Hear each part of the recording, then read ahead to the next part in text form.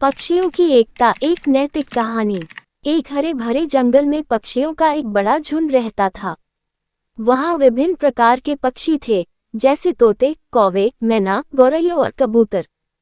ये जंगल उनका घर था और वे सभी मिलजुल कर खुशहाल जीवन व्यतीत कर रहे थे। हर पक्षी अपने अपने तरीके से भोजन ढूंढता और अपने घोंसले में लौट आता। लेकिन एक दिन जंगल में एक शिकारी आ गया, जिसने पक्षियों को पकड़ने का एक चतुर जाल बिछाया। शिकारी जानता था कि अगर उसे एक ही बार में कई पक्षी पकड़ने हैं, तो उसे कोई विशेष योजना बनानी होगी। इसलिए उसने एक बड़ा जाल बनाया और उसमें कुछ दाने बिखेर दिए। सुबह सुबह जब पक्षियों का झुंड भोजन की तलाश में निकला, तो उन्होंने उन दानों को देखा। बिना सोचे समझे सभी पक्षी एक एक करके उस जाल की ओर बढ़ने लगे। सबसे पहले एक कबूतर जाल में गया और जैसे ही उसने दाने चुगना शुरू किया, उसका पैर जाल में फंस गया। धीरे धीरे एक एक कर सभी पक्षी उस जाल में फंसते चले गए। जब उन्होंने देखा कि वे सभी जाल में फंस चुके हैं, तो उनमें से एक तोता घबरा गया और कहने लगा, अब क्या होगा? हम सभी शिकारी के हाथों मर जाएंगे।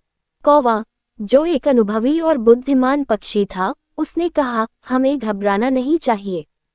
अगर हम मिलकर काम करें और अपनी पूरी ताकत का उपयोग करें, तो हम इस जाल से बाहर निकल सकते हैं। हमें एकजुट होकर उड़ना होगा। गौरैया ने कौवे की बात पर सहमति जताई और कहा, हाँ, अगर हम सभी एक साथ अपने पंखों को फड़फड़ाएं और ऊपर उठें, तो हम इस जाल को भी अपने साथ उड़ा सकते हैं। हमें एकजुट होने की जरूरत है। कबूतर, तोता, मैना और अन्य सभी पक्षी एकमत होकर कौवे और गौरैया की बात मान गए। उन्होंने एक साथ अपने पंखों को फड़फड़ाना शुरू किया। कुछ ही पलों में जाल हवा में ऊपर उठने लगा। शिकारी, जो कुछ दूरी पर बैठा था, ये देखकर चकित रह गया कि कैसे पक्षियों ने एकजुट होकर जाल को उठा लिया और उड़ान भर दी। वह उनकी ताकत और एकता के सामने बेबस हो गया।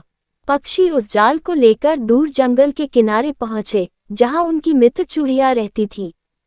चूहिया बहुत बुद्धिमान थी और अपने तेज दांतों से हर प्रकार की रस्सी काट सकती थी। पक्षियों ने चूहिया से मदद मांगी और उसने खुशी खुशी जाल की रस्सियों को काट दिया। सभी पक्षी एक एक कर उस जाल से मुक्त हो गए। अब वे फिर से स्वतंत्र थे।